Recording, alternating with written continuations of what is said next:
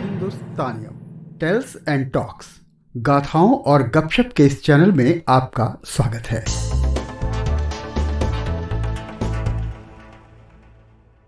हिंदुस्तानियम में इस बार पेश है महात्मा गांधी का एक दुर्लभतम भाषण। हिंदू धर्म, अंतरात्मा और मुसलमानों पर क्या खूब बोले हैं बापू। आप भी सुनिए। बापू का यह भाषण तकरीबन आधे घंटे के आसपास का है। यहाँ उसका बस एक अंश प्रस्तुत है। कम्युनिकेशन के जादूगर बापू क्या मज़ेदार और सारगर्भित बोलते हैं, वो भी इतने सरल और सहज अंदाज में। यह भाषण हम wikipedia.org के सौजन्य से आप तक लाए हैं। उनका आभार। आप भी सुनिए, मजा आएगा। भाइयों और बहनों, मैंने आप लोगों से एक भाई और उनकी पत्नी आशा कर रहे हैं और यहाँ बस इस मंदिर के बाहर रास्ते पर हम बैठे हैं। मैं तो उनको मिल नहीं सका हूँ, लेकिन उन्होंने दोबारा एक खत लिखा है। वो खत तो विनय से भरा हुआ है, तो भी दुखद खत है, क्योंकि मेरी दृष्टि में वो ज्ञान की निशानी नहीं है। छोटे हैं, मैं तो बड़ा हो गया, इसका अनुभव है, इसलिए मैं ऐसा कहने की भी धृष्टता तो कर सकता हूँ कि इसमें कुछ ज्ञान नहीं है। क्यों नहीं है?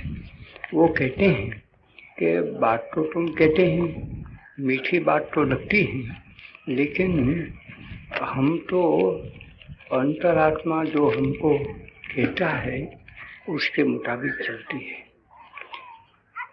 अभी आप लोग सबने तो नहीं पढ़ा होगा कि तिलक महाराज ने जो भगवद गीता पर एक बड़ा भारी पुस्तक लिखा है।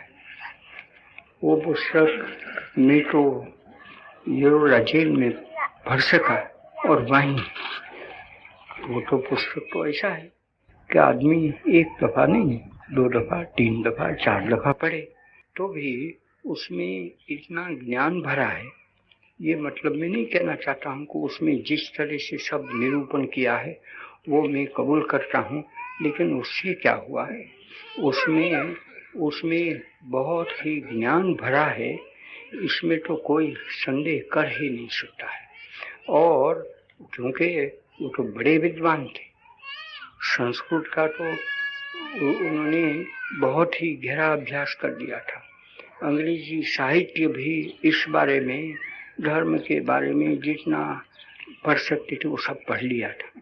उन्होंने उनका जो एक बड़ा विवरण किया है उसमें लिखा है, वो मुझको बस ये लग गया कि ठीक कहते हैं।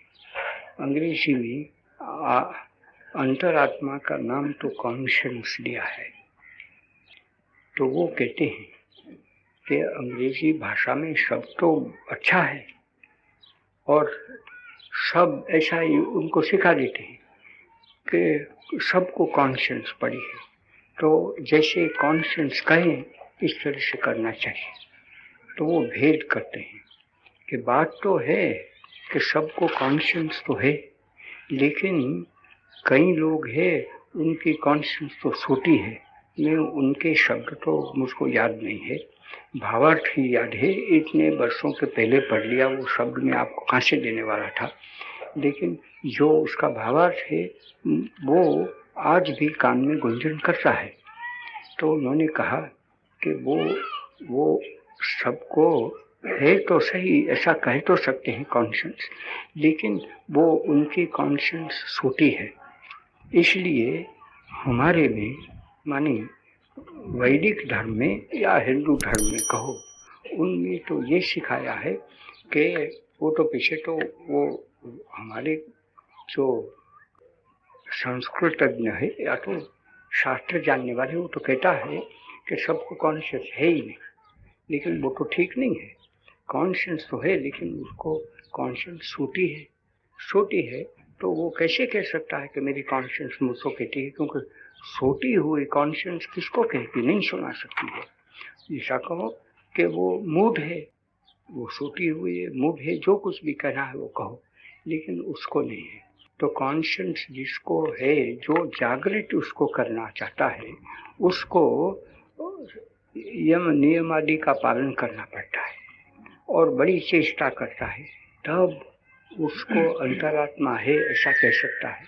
अंतरात्मा तब उसको जागृत हुआ है ऐसा कह सकता है। तो जिसकी अंतरात्मा जागृत हुई है वो ही कह सकता है कि मुझको मेरी अंतरात्मा कहती है कि ऐसे करूं। अभी इससे उल्टी बात ले लूं, उल्टी बात का भी कुछ मेरा ख्याल है कि दृष्टांत दिया है उन्होंने, लेकिन मुझको परवाह नहीं है उसमें तिलक महाराज के ग्रंथ में वो दृष्टांत भी दिए हैं कि नहीं। क्योंकि मैं तो ये मानता हूँ कि एक आदमी शास्त्र सब पढ़ ली टोटा के मानी, तो उसमें क्या लिखा है वो भूल गया, तो उसको कहना पड़ेगा तो अभी तो मैं भूल गया। मैं तो ऐसा नहीं हूँ। मैं तो एक चीज़ अगर ले ली, ग्रहण कर ली, हजम कर ली, तो पीछे वो मेरी हो गई। पीछे ऐसा नहीं कहा मैं कह सकता हूँ कि मैं इसका अनुवाद करता हूँ, लेकिन वो मेरी हो गई। मैं इतना ही कह सकता हूँ कि मेरी वो मौलिक चीज़ नहीं है, दूसरों ने बताई है, लेकिन मैंने उसको हजम कर ली इसलिए वो मेरी हो गई। कोई भटियारा ने रोटी पकाई तो सबकी सब रोटी तो मेरी नहीं हुई, लेकिन जितनी रोटी मैं लाया वो भी मेरी नहीं हुई। जितनी रोटी उसमें से मैं खा सका और जो मुझको हजम हो गई खाई, लेकिन मैंने तो बहुत खा लिए तो उसलिए वो हजम नहीं हुई, तो भी वो रोटी मैंने खाई नहीं, मेरी नहीं हुई। लेकिन मेरी हुई ऐसा तो वही कह सकता हूँ कि जिसको मैंने हजम कर ली है, जिससे वो रक्त शुद्धि हो गई, रक्त वृद्धि हो गई, मेरी शक्ति बढ़ गई, तब तो वो रोटी मैंने खाई ऐसे मैं कह सकता हूँ। इसी तरह से वो चीज़ तो मैंने भर तो वहाँ ली, लेकिन वो मुझको बराबर मैंने हजम कर ली। इसलिए जो मैं दृष्टांत देता हूँ उसमें है या नहीं उसकी परवाह नहीं है, क्योंकि आप में से बहुत लोग जानते होंगे वो ग्रंथ पढ़ा है, तो आप कहें कि वो तो गांधी क्या कहता है, ये सब चीज़ें हम तो नहीं देखते हैं।